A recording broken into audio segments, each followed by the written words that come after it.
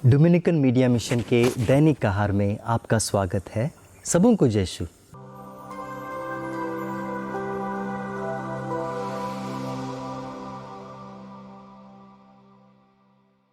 मेरे दोस्तों, प्रभु यीशु अपनी तुलना वैद्य से करते हैं, डॉक्टर से कहते हैं।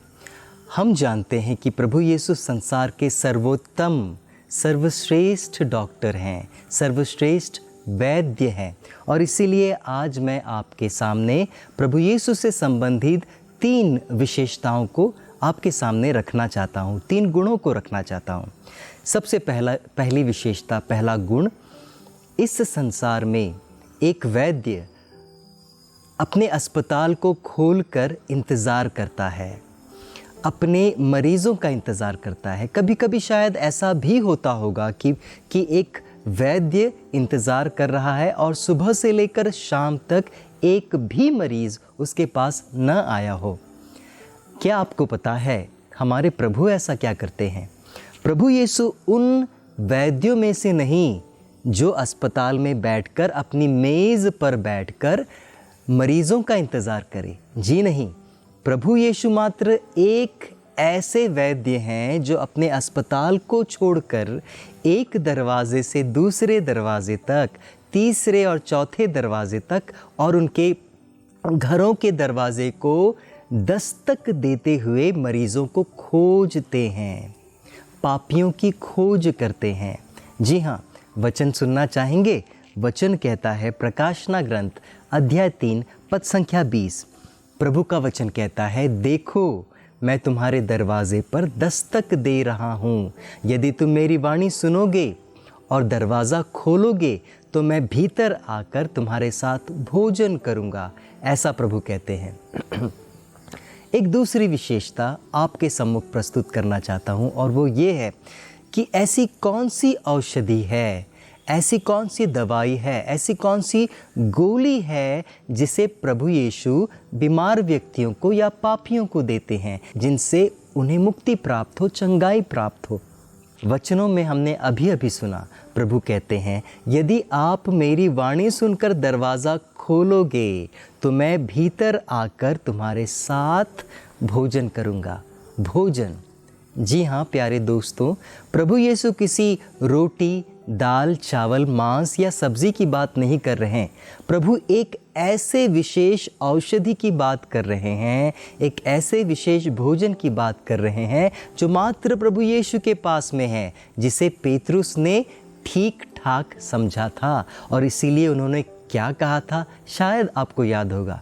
उन्होंने कहा था, प्रभु हम आपको छोड़कर कहाँ जाएं, क्योंकि आपके वचनों में ही नवजीवन का संदेश है।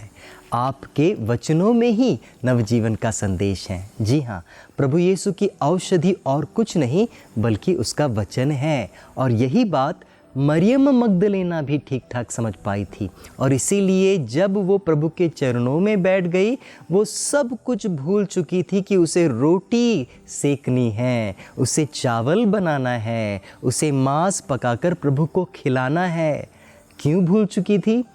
यही कारण है कि प्रभु उसे सर्वोत्तम भोजन दे रहे थे। प्रभु उसे सर्वोत्तम दवाई का पोषण कर रहे थे। और यही कारण है मेरे दोस्तों, मत्ती का सुसमाचार 8:8 में शतपति कहता है, प्रभु आप मात्र एक शब्द कह दीजिए और मेरा सेवक चंगा हो जाएगा। अब आप ध्यान से सुनिए, प्रभु का वचन क्या कहता है। प्रज्ञा ग्रंथ अध्याय 16 पद संख्या 12। प्रभु कहता है, किसी जड़ी बूटी या लेप से स्वास्थ्य लाभ नहीं हुआ है, प्रभु तेरे शब्दों ने उसे चंगा किया है। जी हाँ, प्रभु तेरा ही शब्द है जो हमारे लिए औषधि है। तेरे ही शब्द है जिसके द्वारा पापों की मुक्ति होती है, चंगाई प्राप्त होती है।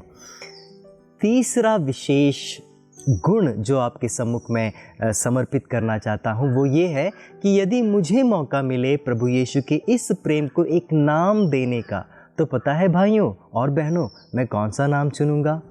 मैं प्रभु को नाम दूंगा इंतज़ार। प्रभु का प्रेम इंतज़ार करने वाला प्रेम है।